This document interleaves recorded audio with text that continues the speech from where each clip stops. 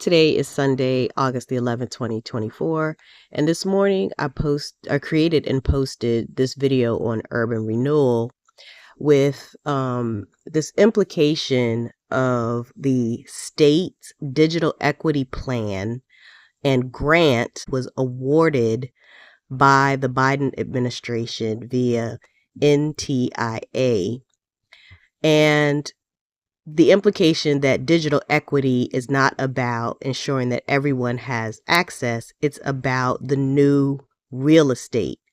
And as I contemplated that, I thought about Elon Musk's purchase of Twitter for $43 or $44 billion. And I asked myself, what about a social media platform would allow you to evaluate it at such a high cost? And while watching just some random live feeds on YouTube, I came across the answer I needed to tie this all together. So first, let me show you a clip from the Frontline documentary on this Twitter purchase, and then I'll show you a clip from the live stream that I felt sort of ties everything that I was saying together quite nicely. Is this working? Hey guys, you're on too. Welcome. This is me, curling a 45. With Yoel Roth gone, along with much of the trust and safety team, Musk was remaking Twitter in his own image. Here we are at the merch thing, and there's an entire closet full of #woke. In late November, he announced a general amnesty for many accounts Twitter had previously suspended, and reinstated the Babylon Bee, former President Donald Trump, and neo-Nazi Andrew Anglin. He basically turned back on a lot of people who'd previously been banned from the platform. The kind of bad actors who were using Twitter to abuse people. Musk embarked on a new campaign. He began to suspend some Twitter users he took issue with. He began to suspend some Twitter users he took issue with. He began to suspend some Twitter users he took issue with. For years, there has been a Twitter account, Elon Jet. It has been posting where Elon's jet is. This is public information. A stalker came by where he was staying in Los Angeles, and he thought, well, maybe it's because they tracked us on Elon Jet. Last night, car carrying Lil X in LA was followed by crazy stalker, who later blocked car from moving and climbed onto hood. If there's one thing sure to trigger Elon Musk, it's a threat to his kids, and especially this kid X. So he shuts down Elon Jet. Twitter account @ElonJet suspended. I did the appeal thing, and I just said, I don't believe I violated any terms. Which is surprising, given that he's talking about free speech on the platform, except if you track where he goes on his private plane. In response, Musk tweeted, "Real-time posting of someone else's location violates doxing policy." Doxing is revealing the identity or location or address of an individual online.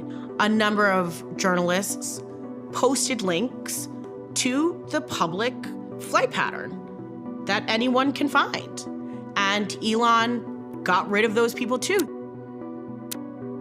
International criticism raining down on the billionaire after the social network suspended several journalists. The Washington Post's Drew Harwell, the New York Times' Ryan Mack, and CNN's Donnie O'Sullivan have fallen prey to Twitter's blocking spree. He shuts down any journalist who had referred to or linked to Elon Jet. Soon, Musk was prohibiting users from posting links to a rival site as well. Twitter suspending accounts of upstart rival service Mastodon. This all comes 1 month after Musk proclaimed he wanted Twitter to be a place of free speech and would grant, quote, amnesty to all previously banned accounts and reinstate them.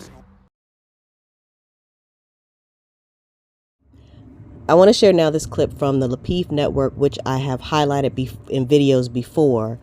But this particular panel discussion showed up on my feed this afternoon, and I decided to watch it. And as I was listening, the question they were discussing was how women respond to men when they're approached in public. And the burning question I had was, when men approach women in public, what do they hope the outcome of that conversation will be? Because that will yield a lot more productive conversation as a panel in terms of how both women and men should respond in these situations, than if you assume that the intention is to be a friend and to explore the possibility of someone sharing their interests so that they might determine whether or not this is their eternal partner. But that's not usually the underlying motive for someone approaching a woman saying, "Hey, beautiful." There's usually something else that they hope the outcome will be. The thing that I want you to consider as you listen to this, though, as it relates to digital equity as a form of new real estate and how a social media platform could be valued so highly, is that Donald Trump he does real estate. He also builds casinos.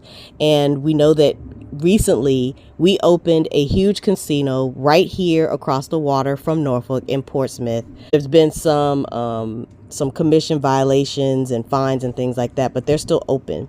So with that in mind, I just want you to listen to her perspective and what she has to say, and begin to allow all of it to collapse on an understanding and awareness that makes sense to you in terms of what is going on in your life and in your own home. All right, go ahead, Allie. I just think this topic is just very interesting for me because I spent I have experiences both in real life as well as online, where for nearly a decade, I had to go to work and put on a smile. No matter what you were thinking about my job, I worked in gaming and entertainment for nearly a decade. You had to smile at all of your guests because that was $50 to $100 a head. And you have to be extra smiley to those VIPs. So it's, there were times early on in my career where I'd be walking the floor and I'm doing what I'm doing, and men would come up to me and say, "Smile," and then I'm like, "Oh yeah, shoot, that's the rule. 5'10", 5 feet away from the person, you smile and make eye contact. 10 feet away, you look at them and wave."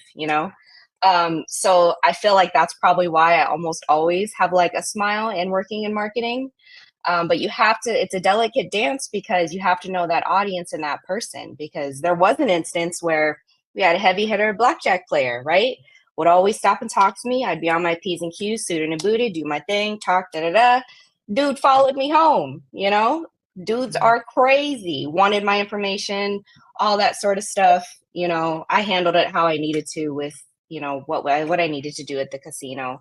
And I think these are the men that struggle are the men that have a weird fixation, and then they go on social media and they don't have that intelligence to understand that all of our socials are our own personal brands. All of our socials are our own personal brands. All of our socials are our own personal brands. That doesn't mean that you know the person, but they can become utterly fixated and not know how to intelligently handle that. And then they lose sight of how to properly interact with a lady.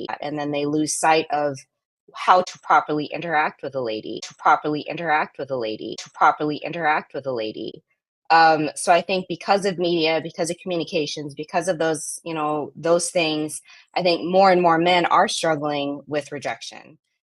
Does it then make more sense that men would be willing to pay to not feel rejected? Does it also then make sense that these women who have built their dating brand on social media would value those accounts? What would happen to their businesses if they lost their accounts? What then might they be willing to do to get them back? Worry about what you ain't got.